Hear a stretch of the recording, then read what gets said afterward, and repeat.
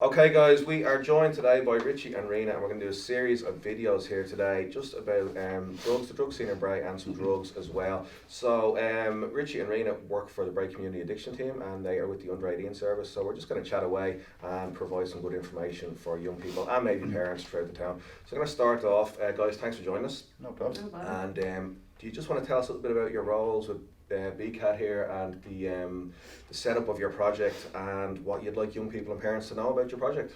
Well, basically, the project was started in June 2016, because it was clearly identified there was a major gap in any type of treatment for young people in relation to drug addiction or any type of substance misuse.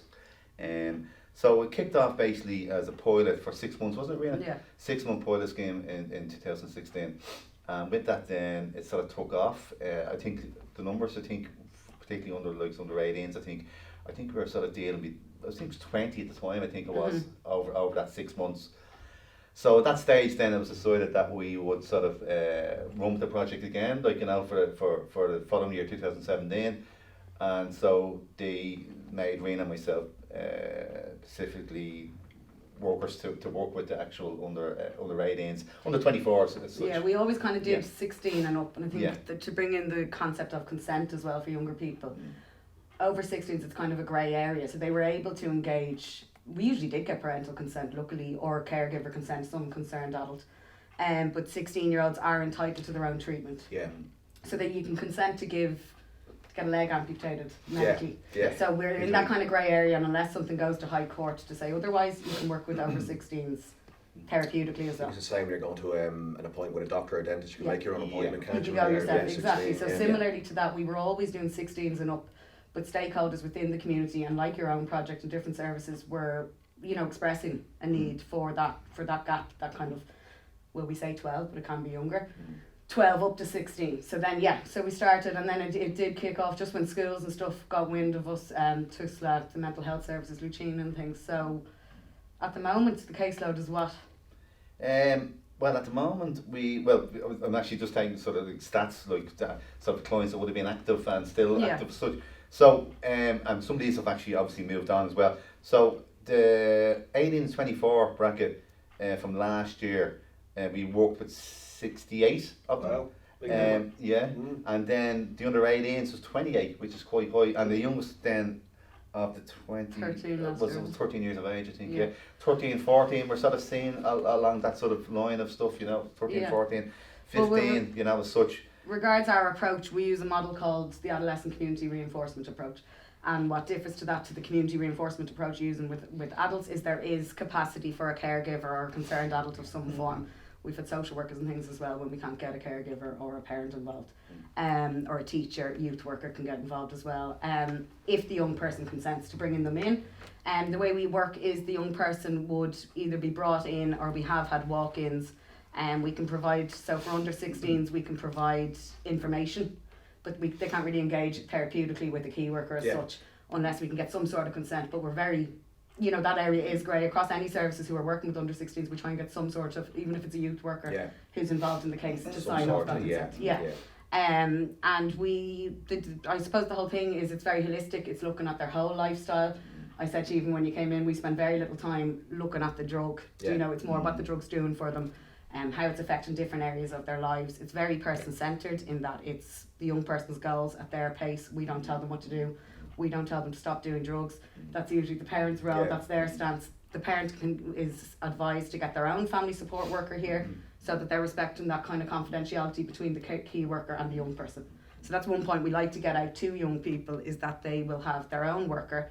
And obviously, unless there's huge high risk, we do ask the parents to kind of sign them over, or the caregiver to kind of accept that that trust needs to be there with adolescents, or they're not going to engage. I think it's important as well that young people know that they can walk in as well, that it can be a walk-in service. I think that's something that young people really need to know, that the service is there and they can walk in and use it. I think that's a big thing as well. Now, because we're an adult service as well, so our days, and now with all the specific COVID days stuff we going have, on, yeah, we're changing yeah. days. But usually Tuesday is the one that is definitely sticking. Yeah. You know, for under 18s, because we have to block off so that there's no active drug using adults in the Absolutely, service. yeah. It's only family support. It's only young people It's on probably our child specific protection days. thing as well, I guess. Yeah. Exactly. Yeah, Yeah. yeah. Unless there is a caregiver there, sometimes you know, with school or youth reach and different things, they can't make a certain day. But we'd ask that the caregiver, be it youth worker, social worker, parent, be on site. And is there support for parents as well, guys, or is it just the young person or the person using the drugs? Yeah, no, there is. I said, like, generally, like, what we're sort of insisting now to a certain degree, when an under 18 an adolescent comes in, we're insisting really that part of the process, as Rena was saying, is that the caregiver would get involved in the plan, because there's no point in us doing a piece of work with a young person and then the family member not knowing that this young person The is efforts sort of they are making. is working towards a goal. Now we know obviously it's confidential. We don't discuss obviously what's going on, but like they would get a sense of obviously the type of work that we will be doing with the young person. So it means that they're there to be able to support the young person through this journey, obviously of hopefully abstinence. Yeah. As time And that goes the on. parent is getting their own support too. And Yeah. the model that the family support workers use is called CRAFT. So it's community reinforcement and family training. And that complements again the ACRA model. So they'd be learning the same communication skills, the same relationship skills and things with their family support worker. And also because we're very, young person centred in that young person's goal might be, say, a big one is if they are still in school can be to not smoke until after school or to wait till big break and not to go out in a little break on the grounds. Yeah. And for parents to understand the effort That will take. if that young person is smoking a lot, that is a huge goal to achieve, big and we do achievement as baby well. steps to And get there. I think the fact that like we obviously work from a harm reduction point of view in our service, and like we get a parent in with a young person, and we're sort of explaining like this is the way we work, and it's about reducing your use as time goes on, because you can't really realistically, if someone's smoking Just like a smoking, hell of a lot of yeah. weed every day of the week or whatever, and it's you can't expect the person just to stop. Yeah. It doesn't work that way. No. So I think sometimes the parents be a bit shocked when they see, when they hear, should I say, that It's a liberal approach sort of thing, we give them a sort of a drug diary, and they were sort of saying like, what the hell, he's not meant to be smoking, but like that's the way we work. We would give someone a drug diary, and they take notes of obviously of their use over the whole week. Kind of like setting smart goals. Yeah, almost. that's it. Yeah, Exactly. and the thing about it is like Yeah. and it's incredible when you see a young person, right, and when you have a young person that comes in, and they're getting up first thing in the morning and they're having a joint or a flick, whatever, right, and if you can make a little change, simple things like maybe saying, okay, get up in the morning, get down a bit of breakfast, do a bit of hoovering, whatever, just even cut it back an hour. Yeah. And it's amazing to see when a young person comes back the following week and says, I've done this, because that is motivation straight away.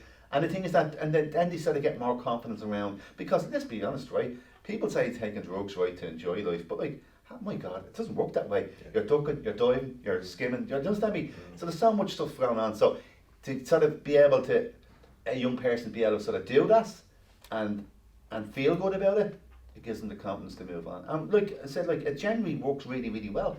And it's over a few weeks that we would do that. And we like, do get a lot of people being brought under duress, Well, by people, or there's court involvement, there's probation Let's be involvement, there's honest. social work involvement. Yeah. And that's what I mean by that we are their workers. So there is that advocacy piece, there is that referral piece to other services if we're not the service, like youth services, like youth reach, different things, advocating with schools, again trying to educate people around this harm reduction model. And if the drug use is problematic and affecting school life or affecting homework and things like that, that we're supporting them with those bits as well by reducing that use. And the young person has to experience a day of that to understand that, okay, if I don't smoke till 4, school, I am a little bit more sparky At in least school. you're getting through school. Clear That's minded. it, Yeah. I'm not getting in trouble, not bringing it into school. We have a lot of situations with that, Guys, in preparation for today, we were just talking to some of our older teenagers about the current trends in Bray, just to see if what we're kind of seeing is the same as what you guys are seeing. The things they mentioned were the three of the most prevalent things at the moment are cocaine, weed and MDMA. And also in recent months, the laughing gas, the nitrous oxide, has come in big time. Does that fit with what you guys are seeing at the moment? Absolutely, weed's been, since we set up, as the biggest. Yeah, I think, like, in going over, like, obviously the presenting issues, the main problem, should I say, like as such, of what comes into BCAT for, we'll say under 24s, and that's where I've done this up, is weed is 43%, coke is 26%. And that's been a huge rise. Yeah, and then we have the likes of benzos, LSD, aerosols as well. And it's sort of gone 6%, 6% and 3%. The aerosols we sort of like maybe down to sort of 2% there. But yeah, like I say, we will see Yeah. from feedback from our own clients, because while they haven't been able to come into us because of the COVID thing over the phone, we are seeing a huge increase in the nitrous oxide and stuff. So they change as it changes. And what Richie's talking about there, the problem substances, that is someone sitting in front of you saying, this is the substance I have a problem with. So Yeah. a young person may be smoking weed and say that the cocaine is a problem and they Yeah. don't want to look.